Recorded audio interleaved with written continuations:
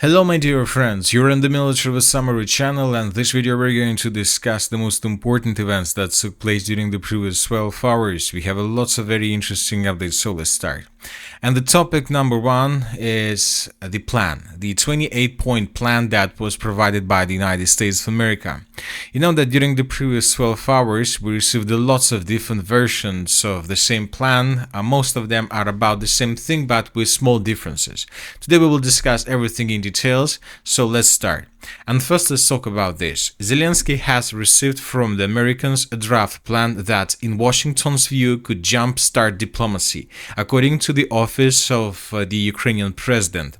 In the coming days, Zelensky expects to discuss with President Trump the available diplomatic options and the key points needed to reach a settlement.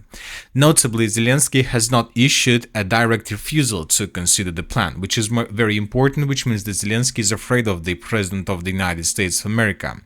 Another important thing is that, according to information we have, Zelensky and the US Secretary of the Army agreed on a deadline for signing a peace plan, according to Axios.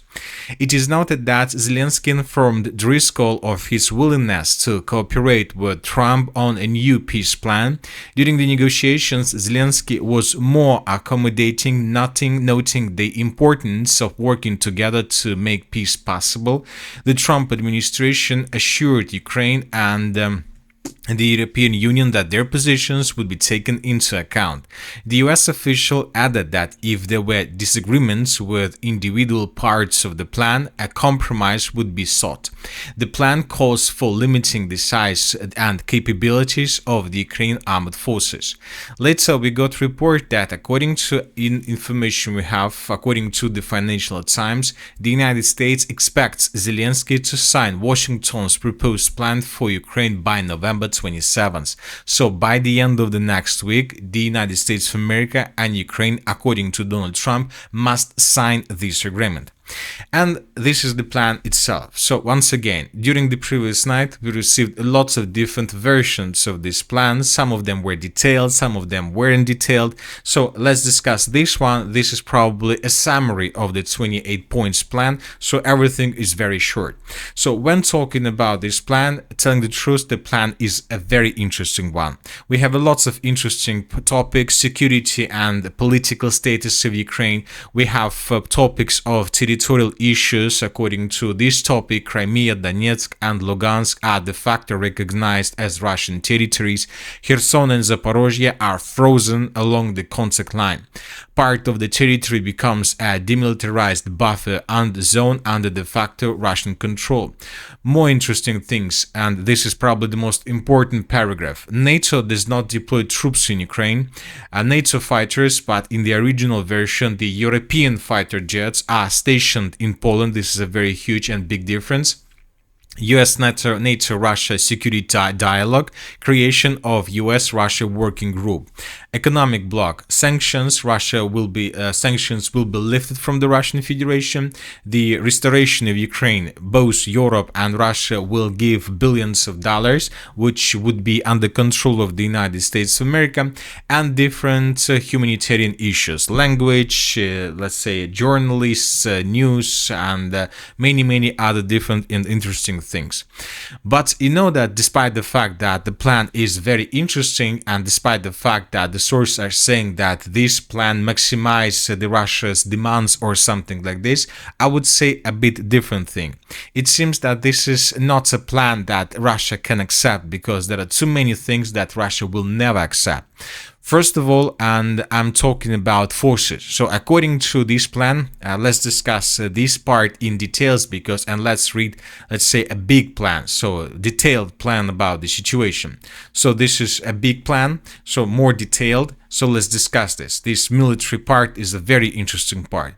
The number of Ukraine armed forces will be limited to 600,000 soldiers. So if you remember, yesterday we discussed that some sources reported and estimated that Ukraine will be limited to 300,000 people. 600,000 army is a very big army that can slow down the Russians during the first days before the Western countries and NATO countries deploy additional forces along the line of combat contact. 600,000 is enough to slow down the Russians before NATO and European forces come.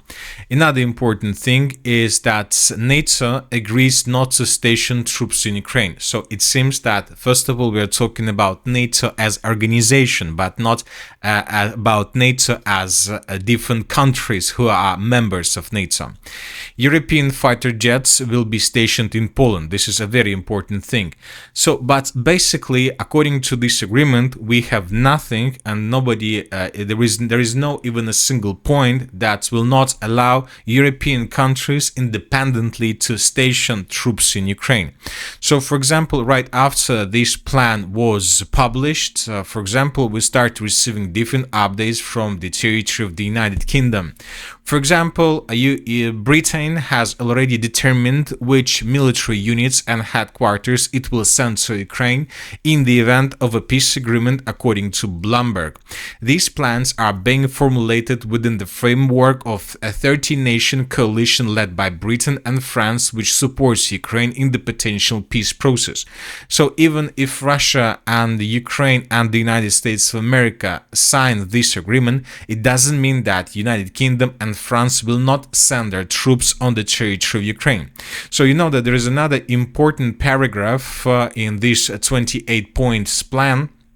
So according to this plan, United States of America can use even military measures and military means to attack the Russian Federation if Russia attacks Ukraine. So the logical schema is that if Russia states and Ukraine signs this agreement, United Kingdom will immediately deploy their forces on the territory of Ukraine. The Russian Federation will be forced to attack United Kingdom forces across Ukraine, and this will be considered by the United States of America as a ruining of this agreement, and the United States of America will be forced to join probably possible conflict in the future. So this plan is not ready according to all these things, and obviously not even Ukraine but the Russian Federation might not accept this plan in the future. Anyway, let's wait and see what is going to be next, because as you can see, one of the most important demands of this plan is that this plan, first of all, would be signed between Zelensky and Donald Trump, between Ukraine and the United States of America by the 27th of November of 2025. And only then, after Zelensky and Trump signs this agreement, only then the United States of America will start talks and negotiations with the Russian Federation. Anyway, both Russia and Ukraine still have a lot of time. I would like to remind you that the current martial law was extended by the 4th of February of 2025, which means that there are still too many days when both Russians and Ukrainians and most likely the United States of America will try to handle everything to fix all issues and to make the situation when the parliament of Ukraine will not extend the martial law for another term. So this is the situation. Anyway, let's wait and see what is going to be next, but now let's discuss the situation on the ground. And during the previous 24 hours and during the previous 12 hours, we received lots of very interesting updates.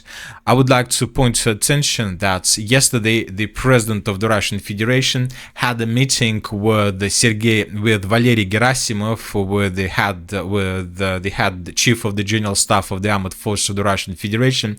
And according to information we have, Putin visited one of the headquarters along the line of combat contact. Most likely he was on the territory of the headquarters of the Group of Forces West, and the chief of the general staff of the armed forces of the Russian Federation gave the president of Russia a very interesting report about the situation on the ground. So let's discuss this in details. According to this report, Kupiansk was completely captured by the armed forces of the Russian Federation. So the troops of the combined group are advancing in almost all directions. More than 80% of the territory of Volchansk has been captured by the armed forces of the Russian Federation. Conditions for the surrender of the armed forces of Ukraine in Kupiansk and Krasnoarmeysk have been created. Many of them cannot surrender due to the threat of shelling by their own forces. The Group of Forces East captured more than 230 square kilometers. 13 settlements in Dnipropetrovsk and Zaporozhye regions have come under the control of the Russian armed forces. Furthermore, all these reports, all these statements this morning were confirmed by different videos. So this is the situation, for example, in the area of the city of Kupiansk. This is the Kupiansk cauldron. This is the situation by the end of the 20th of November, and this is the situation by the beginning of the 21st of November. Once again, the chief of the general staff of the armed forces of the Russian Federation stated that the city of Kupiansk was captured by Russians completely, and based on this report, we have adjusted the map by adding additional territories to the south of the city, in the southern part of the city. So these territories we colored. Furthermore, the chief of the general staff reported that the Russians managed to establish complete control over the settlement of Petropavlovka. So this is the settlement of Petropavlovka on the Kupiansk direction, and based on the report of that was published by the military commanders of the Russian army to the president of the Russian Federation, we adjusted these territories as well. But of course, lots of military experts, lots of centers requested and demanded to provide video proofs of Russian control over these territories, but yet the Russians haven't published anything. There was just a video, one video, this one from the city of Kupiansk. This video was published by the Group of Forces West, and during this video we can see how the fightings were taking place for the settlement of Kupiansk, and in the final part of this video we can see at least 3 episodes how Russian soldiers were raising their flags across the city of Kupiansk. So we have proofs that the Russians are on the territory of the city of Kupiansk, but we can't say for sure whether the entire settlement was taken. So during this video that we've just seen, the Russians raised their flags on the Yubileyny micro-district, the Russians raised the flag in the northwestern part, and the Russians raised the flag in the eastern part of the city. So 3 flags were raised, and we still haven't received anything from the southern part of the Zaskolye micro-district, and we still haven't received anything from the settlement of Sadova.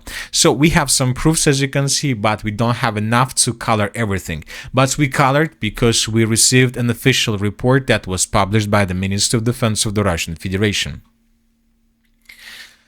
Now let's move further and let's talk about the southern Kupiansk direction. During the previous 24 hours and during the previous 12 hours, we also received lots of interesting updates from this area.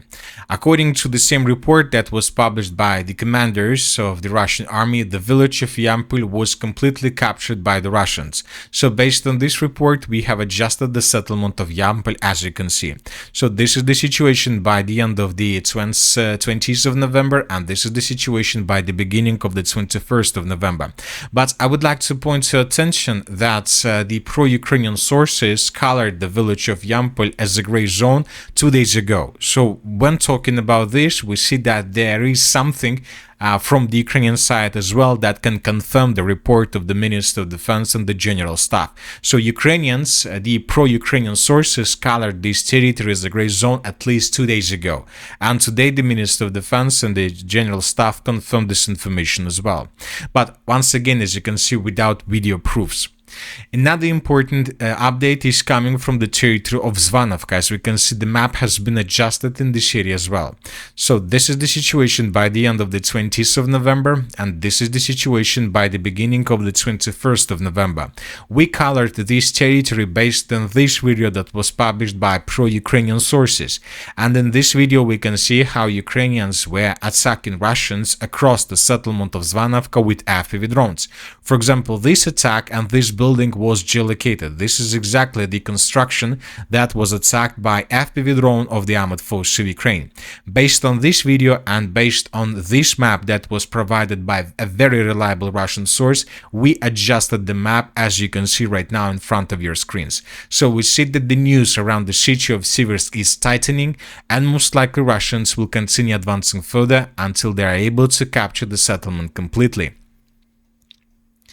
Another important update is coming from the area of the city of Konstantinovka. The General Staff of the Armed Forces of the Russian Federation also made a very interesting update about the situation in this direction. The pro-Russian sources stated that by the morning of the 21st of November of 2025, Russian armed forces have captured 4,000 buildings in Konstantinovka. That was stated by the commander of the Group of Forces South. They have taken control over the eastern and the southeastern parts of Konstantinovka and have begun clearing the center. Most of the town is scheduled to be taken by Russia by mid-December. So almost in 3 weeks, the Russians promised to secure the settlement of Konstantinovka, at least the biggest part of the city. Furthermore, this morning we got another video published from the settlement of Ivano Polye. So this is the situation by the end of the 20th of November, and this is the situation by the beginning of the 21st of November. The armed forces of the Russian Federation, as you can see, managed to establish complete control over the settlement of Ivano Polye. We came to this conclusion based on this video that was published by pro-Russian sources this morning.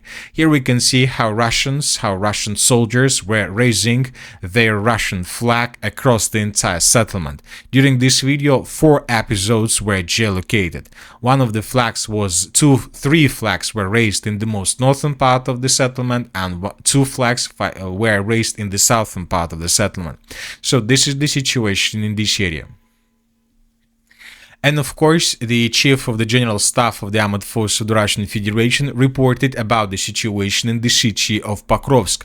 The Russians stated that by the morning of the 21st of November of 2025, the Russians captured just 75% of the city of Pokrovsk. According to our map, the Russians secured more than 95%, so which means that there are still positions across the city of Pokrovsk, there are still pockets of resistance of the armed forces of Ukraine in this area.